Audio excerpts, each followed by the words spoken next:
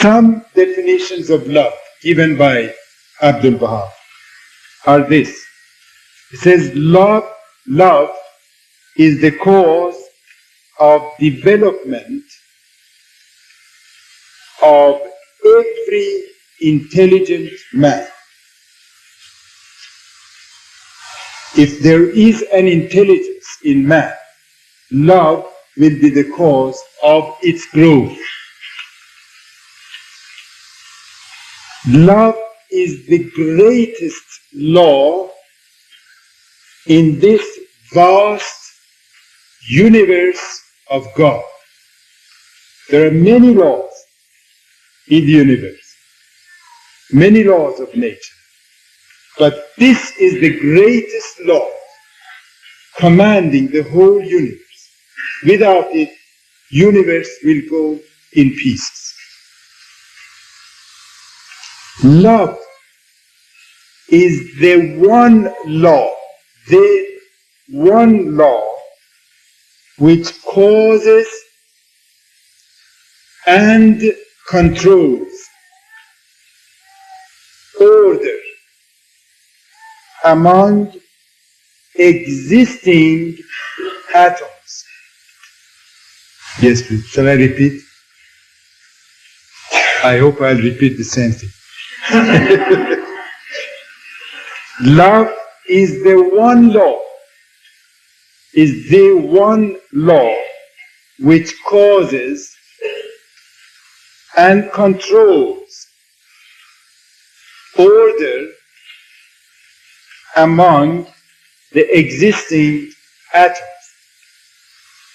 By these examples, we will come to understand how the treasures of Baha'i literature is full of such gems that the young, aspiring, ambitious, newly enrolled believers especially, with their enthusiasm, should try to find, to collect them together, like a jeweler who puts the same jewels around a certain diamond to make beautiful designs.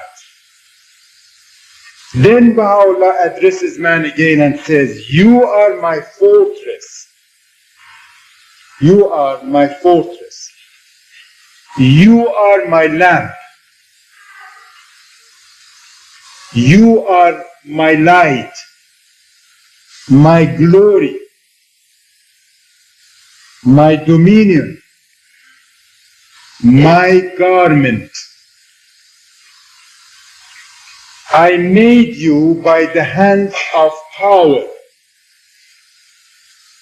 I made you by the hands of power. I entrusted in you an essence of my light. I created you rich and exalted. I created you rich and exalted. And from the essence of my knowledge, and from the essence of my knowledge, I manifested you." These are some of the references in the hidden words by the exalted pen of Baha'u'llah addressed to man. Before going on, please compare this with what is prevailing today, and most unfortunately in our education institutions, propagated by the educators of our children, our youth. They tell them you are a bundle of nerves, passions, desires, and lusts, that every one of these must find a free channel to express themselves. But these are the exalted position of man. The greatest wrong that we commit in this life, the gravest of all the mistakes that the people commit each day is this, that they apply the laws of animal world to the human kingdom. It is true that these things should find a free outlet, but this is true of the animal world, not of human world. Humanity must be disciplined to have chastity and let them channel out in their proper ways as prescribed by God and not by ego and self.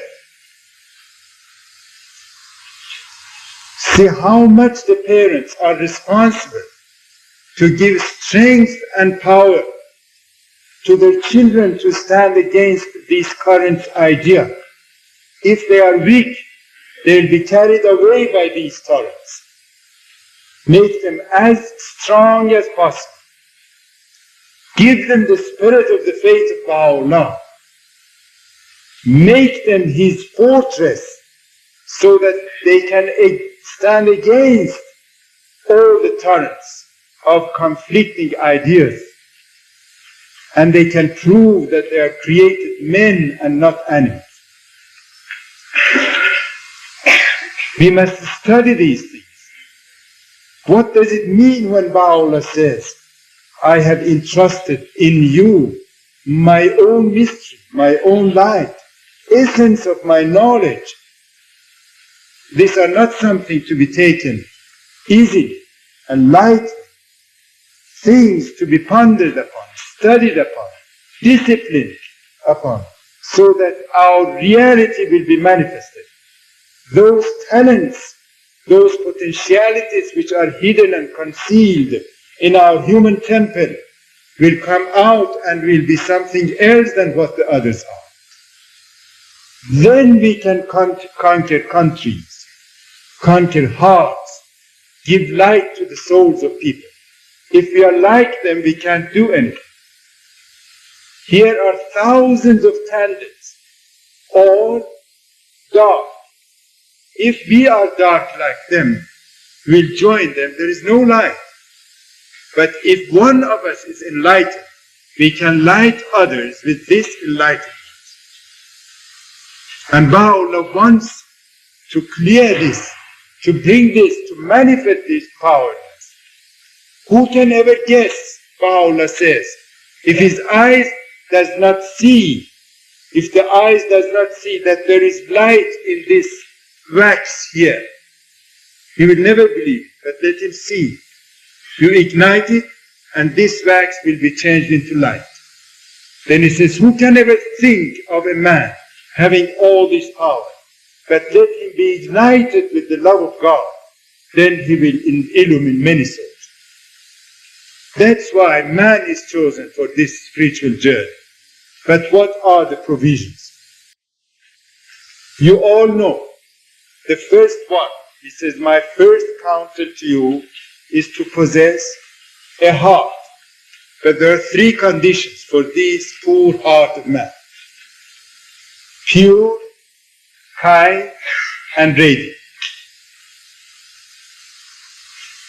Three conditions should be fulfilled. Then it will be a man's heart.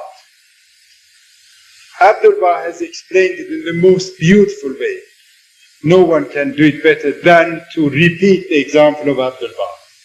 He says, suppose this is a container of milk.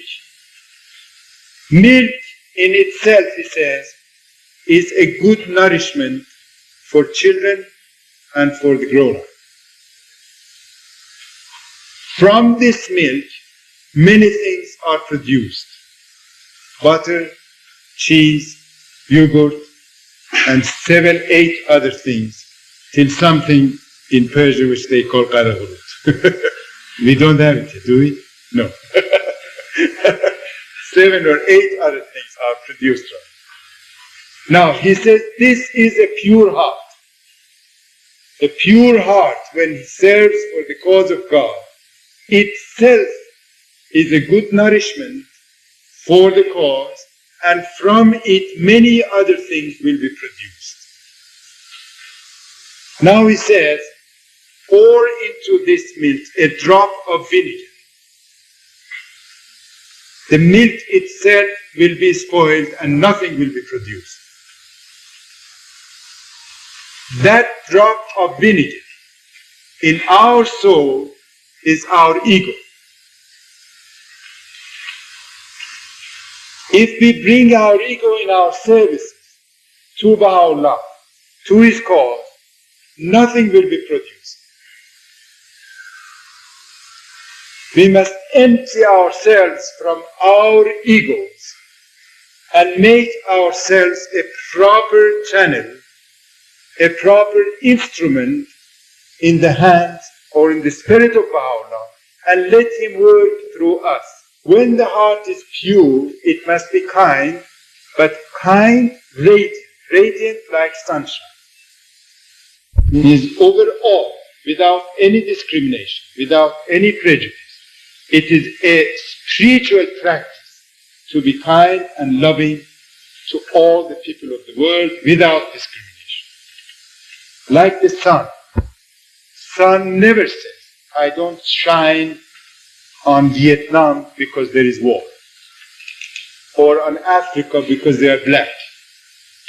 No, it shines everywhere. The clouds rain everywhere. And Baha'u'llah says, Baha'is should be like the sunshine and the clouds which rain, over all and everything. Their love must be pure and radiant. The guardian emphasized, even not for the sake of teaching. Love your contact, but not for the sake that you will make him a Baha'i. Just love him or her. If he doesn't become Baha'i, don't get angry against him. Don't change your love. Don't say he is hopeless, because we can't judge the soul of man.